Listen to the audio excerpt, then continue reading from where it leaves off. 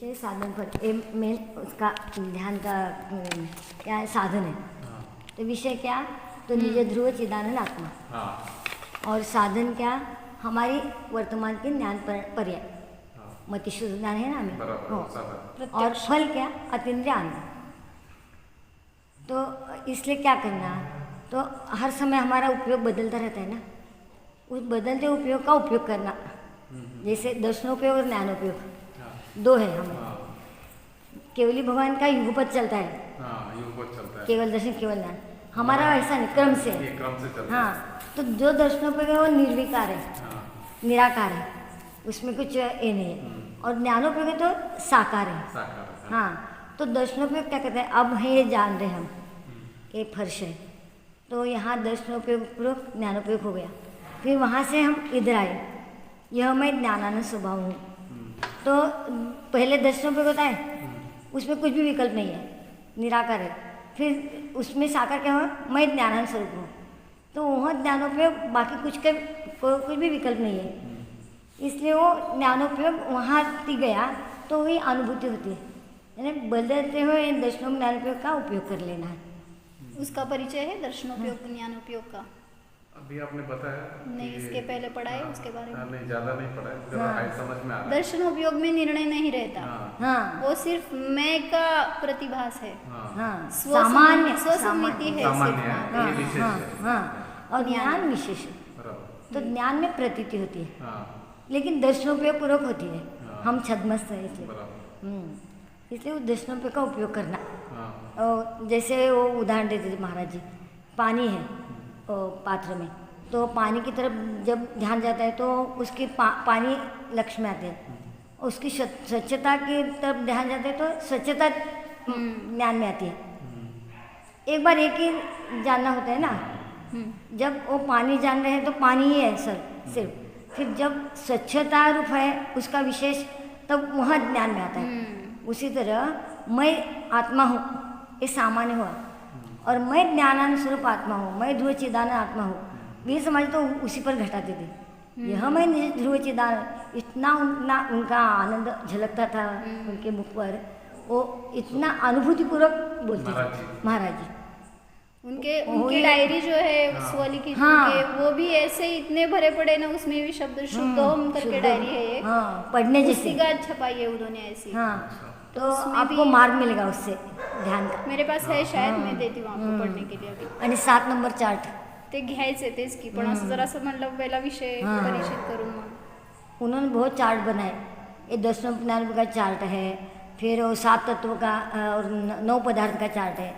व्यवहार और निश्चय की अपेक्षा से कैसे, तो व्यवहार से जीव कैसा है, अभी मनुष्य है, देव है, नारकी है, तिरंज है, सुखी है, दुखी है सब। लेकिन निश्चय से क्या है, जीव अनादि अनंत ध्रुव शुद्ध है। निश्चय ने एक एक बात बताते हैं, जो उसका सच्चा स्वरूप है वही। और व्यवहार ने क्या करता है, उसके जो पर्याय है ना, वो पर्याय की अपेक्षा से कथन करता है। तो व्यवहार ने क्या करता है कि यह मनुष्य है, यह स्त्री रूप है, यह पुरुष है, ऐसा। लेकिन उसी समय निश्चय ने क्या बताता है, यह अनादि अनंत ध्रुव शुद्ध आत्मा ही है। तो व्यवहार की तरफ दृष्टि जाने से विकल्पों में जाते हम, और निश्चय की दृष्टि में आते हैं तो हम निर्विकल्प हो जाते हैं। 166 पेज निश्चय, उसके बाद 166 पाने, त्याच्यानंतर आहे चार्ट। तो चार्ट नीचे से ऊपर पढ़ना है, ऐसे महाराज जी बताते थे। क्यों? क्योंकि जीव का स्वभाव क्या है, ऊर्ध्वगमन स्वभाव है। उसका हर चीज का हेतु देते थे महाराज जी। हाँ, ऐसा क्यों, जो भी हम रचना करते, वाक्य लिखते, उस पर भी हेतु पूर्वक ही रहता था। और पर्याय की रचना भी ऐसे नीचे से ऊपर ऐसे रचना होती है। हमारा स्वभाव ऊर्ध्वगामी है, विकास होता है वो नीचे से ऊपर होता है। मतलब एक के बाद एक आती है, इसलिए ऐसे रचना रूपानी। और निगोद में थे हम, वहाँ से अब बाहर पढ़कर हम 1 इंद्र 2 इंद्र 3 इंद्र करके ऊपर आ रहे हैं ना। विकास, हाँ, विकास कैसा है, ऊपर की तरफ ही होता है, इसीलिए चार्ट नीचे से ऊपर। बंध पूर्वक, निर्जरा रहित, संवर रहित, पुण्य बंध रहित, पाप बंध रहित, पुण्याश्रव रहित, पापाश्रव रहित, परद्रव्य रहित, परद्रव्यादि रहित, प्रव्याधि रहित, अजीव रहित, विशिष्ट पर्याय सहित, जीव रहित। 7 तत्वाचंच की सात होते हाँ हाँ हाँ 9 पदार्थ। हाँ हाँ हाँ ये पहला वाले हाँ हाँ निज अनादि अनंत शुद्ध जीवत्व है। हाँ, ये हो गया। तो उसके नीचे से पढ़ना था निश्चय दृष्टि, ध्रुव दृष्टि। तो ये आँख दिखाई है ना नीचे, वो दृष्टि वो आँख बताती है कि वस्तु ये बीच में जो दिखाया है आत्मा, हाँ सभी आत्मा, हाँ। तो उस आत्मा को देखने की 2 दृष्टि है। हाँ। कोई भी चीज हो, कोई वस्तु हो, उसको देखने के 2 दृष्टि है, एक निश्चय दृष्टि और एक व्यवहार दृष्टि। हाँ देखिए व्यवहार दृष्टि हाँ, वहाँ पे। हाँ। तो निश्चय दृष्टि क्या बताती है? जैसा है वैसा रूप बताती है वस्तु का। शुद्ध। तो कैसा है वो? कोई भी वस्तु हो उसमें उसका शुद्ध रूप कैसा है? तो यहाँ पे हमारा विषय है शुद्धात्मा। तो उस आत्मा में न मोक्ष है, न बंध है, न आश्रव है, न पुण्य पाप है, क्या क्या नहीं है, ये सब बताया। क्यों? क्योंकि आपको वो परिचित है। आपको सिर्फ इतना ही बताते, अगर निश्चय दृष्टि से आत्मा शुद्ध है तो आपको ज्यादा भाव समझ में नहीं नहीं होगा। आता। हाँ बोल के बोल और व्यवहार दृष्टि से फिर आपको परिचित है व्यवहार, इसलिए बताया जीव है तो उसकी कुछ न कुछ पर्याय है। तो वहां पे बताया विशिष्ट पर्याय युक्त जीव, यानी कौन? मैं कभी मनुष्य है, कभी देव है, नारकी है, कोई भी अवस्था हो सकती है। विशिष्ट पर्याय युक्त जीव, तो ये व्यवहार से बताया, पर्याय दृष्टि से बताया। और उस पर्याय से भी रहित, इसलिए अब यहाँ पे एक नीचे वर्ड दिया है ना, विशिष्ट पर्याय सहित जीव रहित। ऐसा क्यों बताया? नहीं। निश्चय दृष्टि से है ना, हाँ निश्चय दृष्टि के कॉलम में नीचे हाँ, जो है ना, हाँ। वहाँ पे 1 नंबर करके छोटा सा आंकड़ा डाला है। क्या है वो? विशिष्ट पर्याय सहित जीव रहित। तो उसका खुलासा नीचे टिप में दिया है, वो पढ़ो। का है वास भैया, टिप 1 हाँ जी। विशिष्ट पर्याय सहित जीव रहित, निज अनादि अनंत शुद्ध जीवत्व, यानी विशिष्ट पर्याय सहित रहने वाले जीव तत्व से रहित ऐसा निज अनादि अनंत अनंत शुद्ध जीव तत्व जीवत्व है, अर्थात निज ध्रुवात्मा में विशिष्ट पर्याय सहित रहने वाला जीव तत्व नहीं है। म्हणजे क्या पर्यायापेक्षा से कर म्हणजे पर्यायापेक्षा विशिष्ट पर्यायाने सहित जीव हा विषय नाही आहे नाहीये. निश्चय हां. दृष्टीचा. हां हां मग तिकडं मग पर्यायाचं दृष्टी आली की मग तिथं विनाशिक कडक ना, तर क्योंकि पर्याय कैसी है, विनाशिक स्वभाव वाली है, हर समय बदलने वाली है। तो वो विशिष्ट पर्याय सहित जीव जीव रहित रहित ऐसा निश्चय दृष्टि का विषय है. हाँ यानी विशिष्ट पर्याय सहित, यानी आपने आपको मनुष्य ही देखा या अरिहंत ही देखा, तो ये विशिष्ट पर्याय सहित जीव है. हाँ तो उसकी पर्याय की तरफ ही दृष्टि जाएगी. तो निश्चय में वही अपेक्षा नहीं है, शुद्ध जीव की मात्र अपेक्षा है. तो ये नीचे से ऊपर पढ़ो आप. व्यवहार दृष्टि से जीव है, विशिष्ट पर्याय युक्त जीव है. व्यवहार की अपेक्षा यहाँ पे ना हाँ, दिखाया. वो पड़े. हाँ जी. 7 तत्व कुठले आहेत भैया? हाँ कुठले कुठले 7 तत्व? जीव, जीव, अजीव, अजीव, आश्रव, आश्रव, बंध, संवर, निर्जरा और मोक्ष. और उसमें पुण्य पाप अगर मिलाए तो 9 पदार्थ होते. तो यहाँ पे जीव है, ये तत्व लिया. और उसमें हाँ तत्व किसे बोलते हैं? जो उस वस्तु का स्वभाव तत्पना, उसमें वो तत्व तत् रूप जो हर पर्याय में कायम व्याप्त रहता रहता है, हाँ. उसको तत्व बोलते बोलते हैं. हैं. तो जीव का स्वभाव चैतन्य स्वभाव, ये जीव का तत्व. ये सभी ये तत्व ही है जो यहाँ पे बताया है ना. इस दृष्टि से सभी कॉलम में यही लिखा है, लेकिन महाराज जी ने लिखा है एक ही बार लिख के ऐसे हाँ, ऐसा नहीं किया. कॉमन पढ़ लो सब, ऐसे नहीं. हाँ. सभी के साथ ये पढ़ो, जिसकी वजह से आपको निश्चय दृष्टि क्लियर हो जाए. हाँ पढ़ो सभी के साथ आप. व्यवहार दृष्टि से कैसे पढ़ना चार्ट? एक व्यू देखना. जीव है, विशिष्ट पर्याय युक्त जीव है व्यवहार दृष्टि से. हाँ फिर ऊपर लिखा है ना यहाँ पे अवस्था क्षणिक पर्याय. व्यवहार दृष्टि के एकदम ऊपर देखो, हाँ रेड राइटिंग में लिखा है ना अवस्था, क्षणिक, व्यवहार दृष्टि के पर्याय। एकदम ऊपर। ये देखो हाँ यहाँ पे अवस्था पर्याय का स्वरूप ये क्या व्यवहार है? दृष्टि है, यहाँ पे ऊपर लिखा अच्छा, है ऊपर। अवस्था, हाँ, क्षणिक, क्षणिक, पर्याय, पर्याय। बराबर। हाँ, और एक यहाँ पर्याय का निश्चय दृष्टि, लक्षण। हाँ। ध्रुव दृष्टि, द्रव्य दृष्टि। शाश्वत अविनाशी ध्रुव। हाँ, तो ये ऐसा द्रव्य है, लेकिन उसकी पर्याय ऐसी है अभी, लेकिन पर्याय यानी द्रव्य नहीं है। पर्याय यानी जीव का या द्रव्य का स्वरूप वैसा नहीं है। नहीं है। तो कैसा है, इसके लिए वो पर्याय भी पढ़ना और उसका स्वरूप भी पढ़ना कैसे है।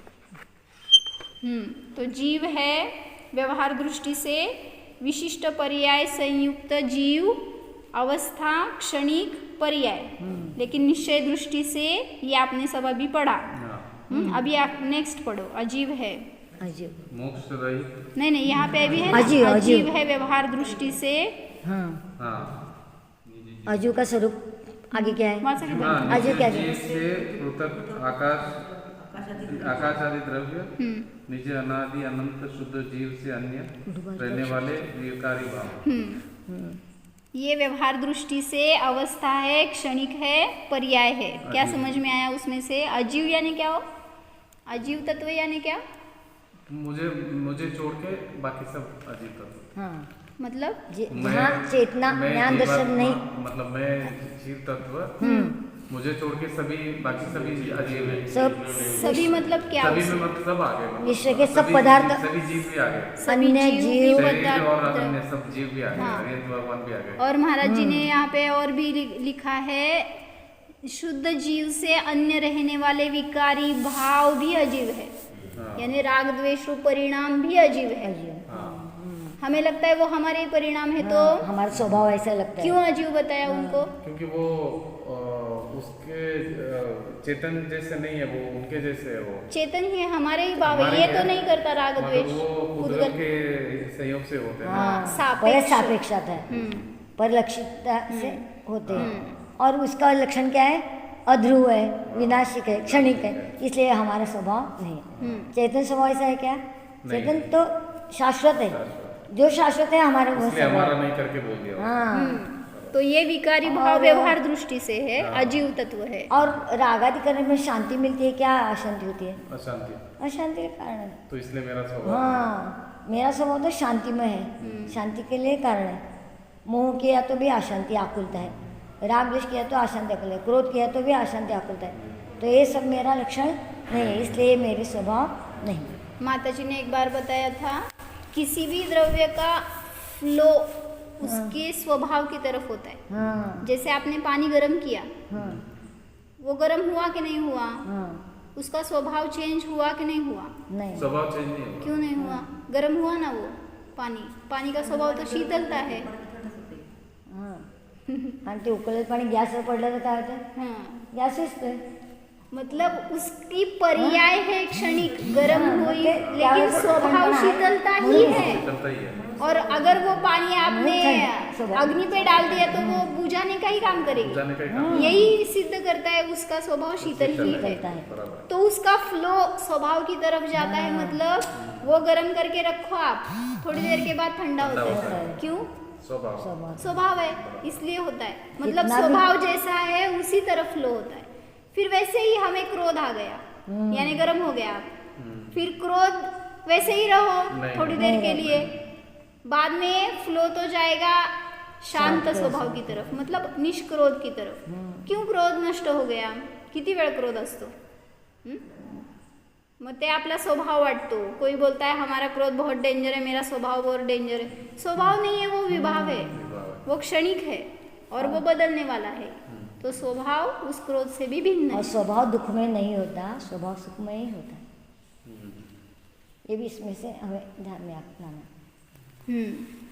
तो वहाँ पर भी बताया, मोक्ष रहित, संवर पूर्वक निर्जरा रहित, आश्रव बंध पूर्वक निर्जरा रहित, संवर रहित, पुण्यबंध रहित, पाप बंध रहित, पुण्याश्रव रहित, पापाश्रव रहित, परद्रव्यादि रहित, अजीव रहित, विशिष्ट पर्याय सहित जीव रहित, निज अनादि अनंत शुद्ध जीवत्व है।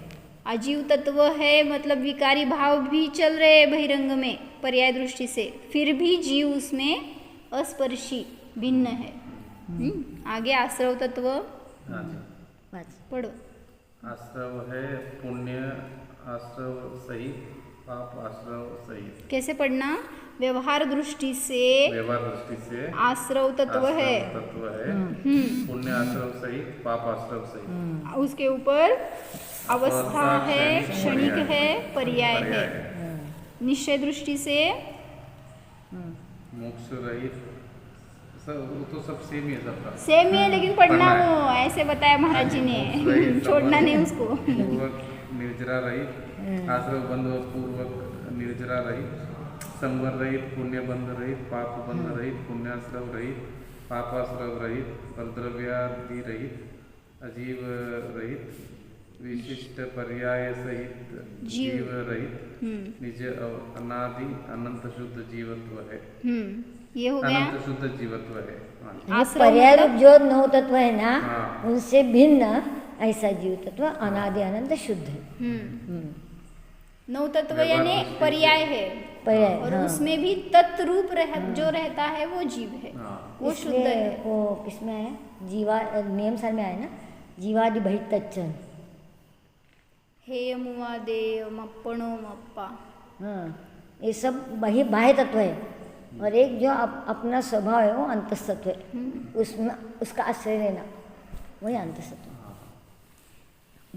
तो व्यवहार दृष्टि से बंध तत्व बंध है, बंध तत्व है, पुण्य बंध सहित, पाप बंध सहित, इस अवस्था क्षणिक पर्याय है। अवस्था है, क्षणिक है, पर्याय है। इधर इधर निश्चय से, निश्चय दृष्टि से पारस मोक्ष भयावास रहित, संवर पूर्वक निर्जरा रहित, आश्रव बंध पूर्वक निर्जरा रहित, संवर रहित, पुण्य बंध रहित, पाप बंध रहित, पुण्याश्रव रहित, पापाश्रव रहित, परद्रव्यादि रहित, अजीव रहित, विशिष्ट पर्याय सहित जीव रहित, निज अनादि अनंत शुद्ध जीवत्व है। ये हर बार पढ़ते हैं तो उतनी बार हमें आत्मा की तरफ जानने को आना और चाहिए। धारणा में आता है ना, उसका ज्ञान धारणा ज्ञान में आता है। और जब हम ध्यान को बैठते हैं ना, तब जब विकल्प आते हैं ना, तो ये सब विकल्प आते हैं, लेकिन उससे हटकर हम अपने स्वभाव में जाने के लिए सुलभ होता है। ये भी विकल्प आने चाहिए, लेकिन उनसे छूटना है, उनमें नहीं रहना है। आते हैं संस्कारवश विकल्प, सब आते हैं ध्यान को जब बैठेंगे। ऐसे नहीं है कि आप ध्यान को बैठे और एकदम निर्विकल्प कुछ हो भी गए, नहीं, ऐसा नहीं। सब कर्म नष्ट हो गए, ऐसे नहीं। उस टाइम पे ज्यादा उदय आते हैं, उदीर्णा होती है बताया। इसलिए तो उपसर्ग क्यों होते हैं मुनिराज के ऊपर? उनकी जितनी विशुद्धि बढ़ेगी उतना कर्म का पाप कर्म की उदीर्णा उदीर्णा हो जाती है, शुरू होती है। उपसर्ग के रूप से, परिसर के रूप से। नेक्स्ट व्यवहार दृष्टि से, पर्याय दृष्टि से संवर है, पुण्य पाप श्रव का निरोध, अवस्था है, क्षणिक है, पर्याय है। निश्चय दृष्टि से मोक्ष रहित, संवर पूर्वक निर्जरा रहित, आश्रव बंध पूर्वक निर्जरा रहित, संवर रहित, पुण्य बंध रहित, पाप बंध रहित, पुण्याश्रव रहित, पापाश्रव रहित, परद्रव्यादि रहित, अजीव रहित, विशिष्ट पर्याय सहित जीव रहित, निज अनादि अनंत शुद्ध जीवत्व है। मतलब पापाश्रव पुण्याश्रव चल रहा है, फिर भी उससे मैं रहित हूँ। रही लो। पाप बंध पुण्य बंध चल रहा है, फिर भी उससे मैं रहित हूँ। संवर भी चल रहा है, उससे भी रहित हूँ। निर्जरा है, मोक्ष है, वो भी सब पर्याय है, उससे मैं रहित हूँ। ऐसा हर जगह आश्रव चल रहा है ना, तभी भी निराश्रव हूँ। क्रोध करते टाइम पे आप कैसे है? निष्क्रोध, जैसे अभी बताया ना, वो पानी गर्म हो गया, लेकिन उसका स्वभाव वैसे ही है। शीतल है, वैसे आप क्रोधी हो गए, स्वभाव शांति, क्रोध करते टाइम पर भी आप शांत ही है। स्वभाव क्या भी। स्वीकार होता है क्या इसका? यहाँ पे क्रोध चल रहा है और यहाँ बता रहे कि आप शांत ही है क्रोध करते समय भी। और ये सब बार बार जानने पर एक समय ऐसी ट्रेन जाती है कि हाँ स्टेज आती है कि वहाँ हम क्रोध से विमुख हो जाते हैं। बार बार ऐसा चिंतन करने से वो क्रोध की पर्याय भी अपने आप ये हो जाती है। जैसे पहली थी ना वैसी नहीं रहती, क्रम क्रम से वो क्रोध भी दूर हो जाता है ऐसा। और ये सब नास्तिक कथन है, रहित रहित, नास्तिक की तरफ से अस्ति की ओर आना है। परिचित की तरफ से अपरिचित की तरफ लेके जाते हैं ना। हाँ। ये परिचित है आपको, पाप आश्रव पुण्य बंध, आश्रव बंध पुण्य पाप ये सब परिचित है, लेकिन इससे मैं रहित हूँ ये बता रहे। क्रोध परिचित है, क्रोध से रहित हूँ, विभाव परिचित है, उससे मैं रहित हूँ, ये बताना है। ये निश्चय दृष्टि बताती है। व्यवहार दृष्टि से, पर्याय दृष्टि से निर्जरा है, संवर पूर्वक निर्जरा, आश्रव बंध पूर्वक निर्जरा, अवस्था है, क्षणिक है, पर्याय है। तो सामने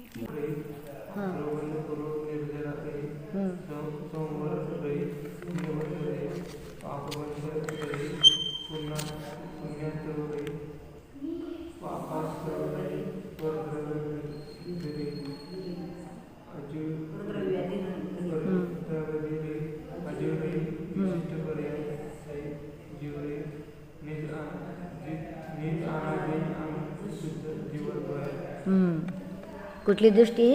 निश्चय नहीं, निश्चय दृष्टि से ऐसा मैं हूँ, ऐसा मैं हूँ ऐसी प्रतीति करणे। हाँ हाँ हाँ सांगा। ये जो मैं हूँ,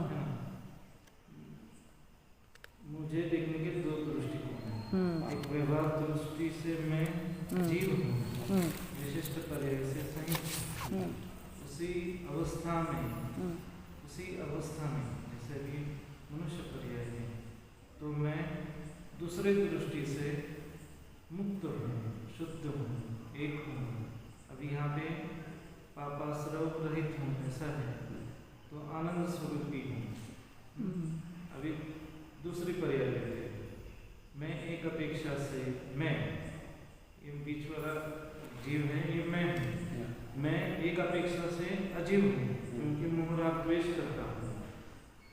उसी अवस्था में, मोहराग द्वेष अवस्था में मैं शुद्ध आत्मा हूँ। है ना? फिर ऐसे ही ऊपर मोक्ष अवस्था तक घटाना। अभी यहाँ पे स्वयं के आप पढ़ना। स्वयं के जीव में अविनाशी अंश और क्षणिक अंश जानकर मेरा आत्मा अविनाशी ज्ञानानंदमय अनादि अनंत शुद्ध है, ऐसा विचार किया तो अभी सम्यक आनंद प्राप्त होता है, समाधान, समता और शांति प्राप्त होती है और सब दुख नष्ट होते हैं। अभी आगम भाषा और अध्यात्म भाषा दो हैं। आगम भाषा से वस्तु का दोनों अपेक्षा से वर्णन होता है। निश्चय में से भी होता है और व्यवहार में से भी होता है। व्यवहार में क्षणिक अंश बताएगा, निश्चय में ध्रुव शाश्वत अंश बताएगा। वो आगम के हिसाब से वस्तु की पूरी जानकारी आगम भाषा से निश्चय और व्यवहार के को समझ लीजिए। और अभी मुझे अध्यात्म क्या करने से शाश्वत आनंद की प्राप्ति होगी, तो फिर अध्यात्म भाषा बताती है कि हर कोई भी अवस्था कोई भी हो, वो उसी अवस्था में मैं परमात्मा हूँ। यानी ध्रुव दृष्टि से देखा जाए तो मैं ही शुद्ध आत्मा हूँ, और पर्याय दृष्टि से मैं मोह राग द्वेषी हूँ। ऐसा तो ऐसे अनेक चार्ट है। ये 7 तत्व ये चार्ट के माध्यम से हमें सुलभ होता है। शॉर्ट ये में ध्यान की कला सीखने के लिए बहुत आवश्यक है। ये बहुत सुलभ करके दिया है महाराज जी ने हमें। जीव स्थान, आगना स्थान, 14 वो है जी, 14 गुण स्थान पंचपरमेष्ठी, ऐसे बहुत है, 100 के ऊपर है। देखकर होते कशा किन्हें देखकर होते हैं, दूसरों को देखकर। और विकल्प होते वक्त क्या होता है उसका फैक्ट कि दूसरे को देखकर हम विकल्प करते हैं, उनको तो अकिंचित करें, और मेरे लिए क्या है, कर्मबंध का कारण है। दूसरे के निमित्त से हम विकल्प करते हैं, उनको कुछ उससे कुछ असर नहीं होता, उनको बंद नहीं होता। मैंने आपके लिए विकल्प किया है तो आपको नहीं बंद होगा, होगा किसे, मुझे। तो अपना कितना मन सावध हो जाता है। नहीं, मुझे किसी को देख कर कुछ भी विकल्प नहीं करना। आते हैं विकल्प, संस्कारवश आते हैं, लेकिन झट सावध हो जाता है, अरे मुझे विकल्प नहीं करना है, ये विकल्प से मुझे बंद होगा, मुझे बंद से दूर रहना है। हाँ, ऐसे सावधानता आती है, मन को समझाना पड़ता हाँ, बार बार है। हाँ, सावध करना ही पड़ता है, नहीं तो फ्लो में हम ऐसे ही संस्कार करते जा रहे हैं। भेजता जाता है मन ऐसा ही। बंद दुख रूप है, वो बंद हो रहा है, बंद हाँ, नहीं चाहिए, और बंद से डरना है दुख हमें। नहीं चाहिए, हाँ, बस बंद से डरना है हमें। बंद से डरना है। क्योंकि बंद से हमारे आत्मा के कष्ट है ना वो, इसलिए बंद होने के जो कारण है उनसे ये क्या क्यों सीखना है, इससे हमारे दृष्टि में एक विशालता आती है। क्या बोले समयसार में ज्ञानी के 3 अलंकार, धीर, उदात, अनाकुल। धीरता आती है, कोई भी प्रश्न में हम अधीर नहीं हो जाते। एक विचार करें, एक कर्म का उदय आया है तो यहाँ मुझे अधीर नहीं होना है, मुझे धीर रहना है। वहाँ एक विवेक जागरूक होता है। उदात, उसको भगवान में देखो ना, यही उदात दृष्टि है। उसे पर्याय दृष्टि देखो तो हमारा अपराध है वो। और अनाकुल, जो हम पहले पर्याय दृष्टि करके आकुलता करते थे, उस आकुलता से मुक्त हो जाते हैं, अनाकुलता प्राप्त होती है। हमारा कितना फायदा होता है इसमें, बहुत फायदा ही फायदा। हाँ। और जो पर्याय दृष्टि करके हम पर को ऐसे पर्याय दृष्टि देखते हैं ना, तो क्या होता है, कषाय होता है। कषाय से कर्म बंद होता है, आश्रव बंद होता है।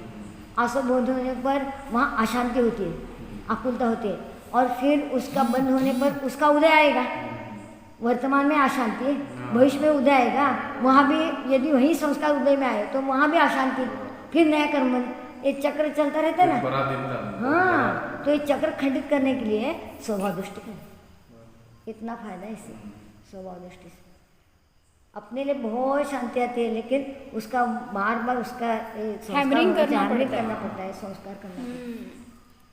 तो हम तत्वज्ञान का उपयोग करते हैं। यही तत्वज्ञान है जो चिंतन रूप आता है ना, पढ़ना तत्वज्ञान नहीं है, उसका हम जीवन में प्रयोग रूप जो हम प्रैक्टिकल करते हैं ना, वही ये सब मुनिराज के लिए नहीं है, हमारे लिए है। हाँ। मतलब मुनिराज तो ये उनको यूज्ड हो गए, लेकिन हम उस पर्याय में रहते हैं ना, संयोग में रहते हैं, दिन रात हमें कुछ न कुछ चल रहा है, आकुलता चल रही है, ये ऐसे प्रतिकूल संयोग मिल रहे हैं, उसमें हमारे परिणाम कैसे सुरक्षित रहे। और इसके माता लिए जी परिचय जो पुस्तक लिखी है ना, उसमें एक वाक्य क्या लिखा, मुनिराज को तो 22 ही परिचय होते हैं, लेकिन गृहस्थ को पद पकड़ परिचय रहते हैं। इसलिए हमें बहुत सावधान रहना है। 24 घंटा परिचय। हाँ, एक तो हमारे वो अभी बताया ना, मिथ्यात्व, अविरति, कषाय, प्रमाद, योग, जन, सब आश्रय हो रहा है। 5 द्वार खुले हमारे आश्रय के। मिथ्यात्व जो सिंह द्वार है, बड़ा द्वार है, उससे तो बड़े कर्म आते हैं। तो ये 5 आश्रय से हमें बचने के लिए क्या करना है, इसका आश्रय लेना, वारंवार संस्कार करना। आपको ये मालूम तो हो गया कैसा पढ़ना है ना, पुढची वरती देव पर्याय राहिले। ऐसा पंच पद्मनिष्ठि का भी चार्ट है।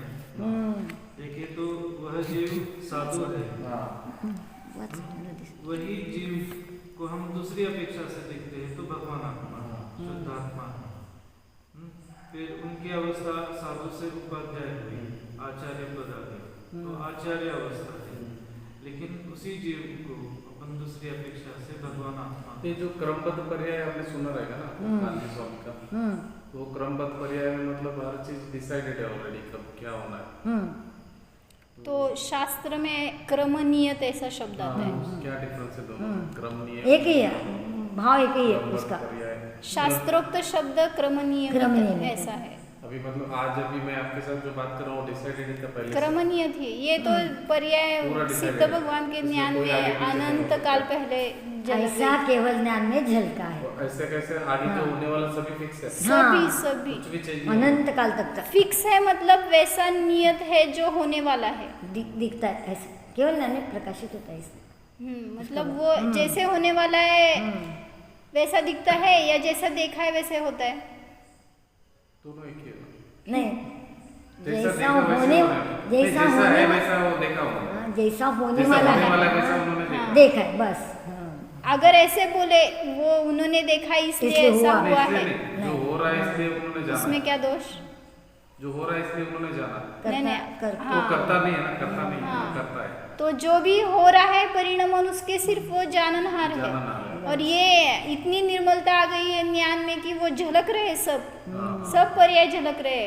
वो बताए ना वर्तमान चित्र भित्तिवत, एक चित्र पर, एक भित्ति पर आपने 3 अवस्था बताई है, समझो किसी तीर्थंकर की पूर्व अवस्था, वर्तमान और भविष्य अवस्था ऐसे, या किसी पिक्चर के पोस्टर में उसका पहला पार्ट, बीच का पार्ट, लास्ट का पार्ट, ऐसे एक ही पिक्चर में लिखा है। काय म्हणायचं? पडद्यावर नव्हे, असं चित्र काढले, चित्र लगाया है दीवार पर, तो उसका आप देख रहे हैं उसको, तो एक ही टाइम पे आपको तीनों काल दिख रहे हैं। हाँ, दिख रहा है। वैसे केवली के ज्ञान में तीनों काल युगपत झलकते हैं। झलक रहा है अभी हम लोग जब मोक्ष पहुंचेंगे तब तक उनको पूरा झलक रहा है। सब पूरा। हाँ, मोक्ष जाने वाले हैं कि नहीं ये भी झलक रहा है। और वो झलक रहा है इसलिए हम हो रहा है ऐसा नहीं है, नहीं, जो वो होता है जो हो रहा है वही झलक रहा है। हाँ, इसका लेकिन मतलब- मुझे क्या बताना था, उस चित्र में भूतकाल, वर्तमान काल, भविष्य काल तीनों हैं। at a time देखने को। तो आप जो देख रहे हैं वो अभी वर्तमान काल है, भूतकाल है या भविष्य काल है? मैं जो देख रहा हूँ अभी आप वो वर्तमान, चित्र देख रहे वर्तमान, हैं तो वो क्या वर्तमान, है? वर्तमान। उस पे तीनों है ना, उसमें तीनों है, फिर वो वर्तमान है या भूत है भविष्य है? तीनों है। नहीं, मतलब तीनों हम देख रहे हैं ना। लेकिन वो भूतकाल नहीं है, वो भूतकाल वर्तमान नहीं है, काल ही है, वर्तमान भविष्य काल नहीं है, वर्तमान वर्तमान ही वर्तमान है। भी देख रहे हैं। हाँ, वर्तमान वत मतलब जानते हैं। मुझे बताना क्या था, वर्तमान डिफरेंस में। कहाँ है? अरे ज्ञान में नहीं है, भगवान के ज्ञान में तो सभी वर्तमानवत वत ही ही है। दिखते हाँ, सभी हैं। हाँ वर्तमान वो आपकी जो चीज है ना वो बदल रही है, बराबर। उसके हिसाब से ये वर्तमान है, ये ये भूत भूत है, है, ये भविष्य। भविष्य है। जैसे कल आप यहाँ पे नहीं थे, कहाँ में थे? मुंबई में थे। मुंबई में थे, हाँ, तो कल मुंबई में थे, आज अकलूज में है, कल कहाँ पे? अक्लूज में। अकलूज में है। मतलब ये तीनों पर्याय अभी सिद्ध भगवान के ज्ञान में वर्तमानवत झलक रही है। फिर इसको भूत, वर्तमान और भविष्य कैसे बोलेंगे? भेद नहीं है वहाँ। कैसे बोलेंगे? हमारे परोक्ष ज्ञान की अपेक्षा से वो भेद है, भूत वर्तमान भविष्य। हाँ, लेकिन उनका वस्तु की परिणमन की अपेक्षा से भूत, भविष्य, वर्तमान ये भेद पड़ते हैं। भगवान के ज्ञान में कुछ भूत नहीं है, कुछ भगवान के वर्तमान, खाली वर्तमान ही रहता है। वर्तमानवत ही है सब। अच्छा, तो महाराज जी ने इसमें बहुत अच्छा एक खुलासा लिया है। जैसे कोई पागल है पारस, और वो घड़ा रखा है उसके सामने, तो बड़बड़ करता रहता है ना, ये घड़ा है, ये घड़ा है, ये घड़ा है।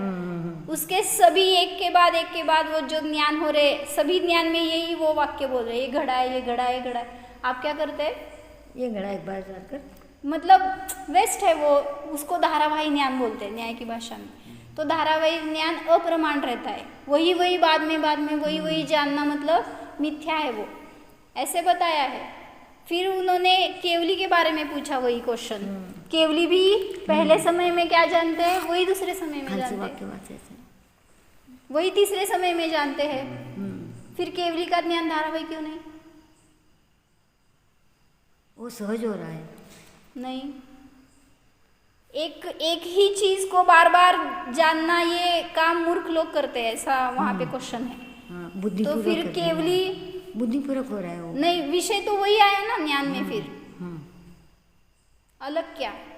और हम बोलते हैं कि हर पर्याय अपूर्व रहते स्वभाव हैं। है ना, पर्याय मतलब बार बार परिवर्तन तो स्वभाव है अपना। नहीं, जो वो जान रहे हैं उसके बारे में मैं पूछ रही हूँ। हाँ, तो वही बार बार जानेंगे ना। वही जानेंगे तो वो तो नहीं, नया जानेंगे मगर वैसा ही जानेंगे। नया क्या जानेंगे? वैसे ही जानेंगे। नया जानेंगे तो वो केवल नहीं, ज्ञान पर्याय नहीं नहीं होगा। है ना, इससे नया बोल रहे हैं, तो नया पर्याय है, हम वैसे ही जानेंगे। जानेंगे किसकी नया। पर्याय नहीं है? पर्याय नहीं है। किसकी पर्याय नहीं? जानने की नहीं पर्याय है। केवली की पर्याय नहीं है। पर्याय तो नहीं आएगी ना। हाँ, पर्याय आती है ना, लेकिन उसका विषय अगर एक ही है तो वो ज्ञान मिथ्या हो जाएगा, धारावाही हो जाएगा। वैसा ही है। हाँ, वैसा ही है। फिर वही अपूर्वता नहीं क्या? है, वैसा ही है, वही नहीं है। अपूर्वता क्या उसमें? अगर वही जानेंगे तो वो अपूर्वता नहीं रही। अगर अपूर्वता नहीं रही तो जैसे माता जी बोलते हैं, अगर पाणी बदलत राहिलं तर शेवाळत नाही। हाँ, म्हणजे पानी अगर एक ही जगह पे रुका रहेगा, बहता रहे तो एक ही जगह रुका रहेगा तो उसके ऊपर हाँ, काई आएगी वो। काई आती है, काई म्हणतात ना। और बस अगर वो सेवाल। बहता रहेगा तो वो स्वच्छ रहता है। सोच रहेगा। तो वैसे ही अगर एक ही विषय को बार बार आप ज्ञान में लेंगे तो वो ज्ञान भी मलिन मलिन हो जाता है ऐसे। फिर अपूर्वता आए तो आनंद आता है। हम भी अपूर्वता की तलाश में सुख हाँ। खोज रहे हैं, हाँ तो केवली के ज्ञान में कैसे? आप बताइए।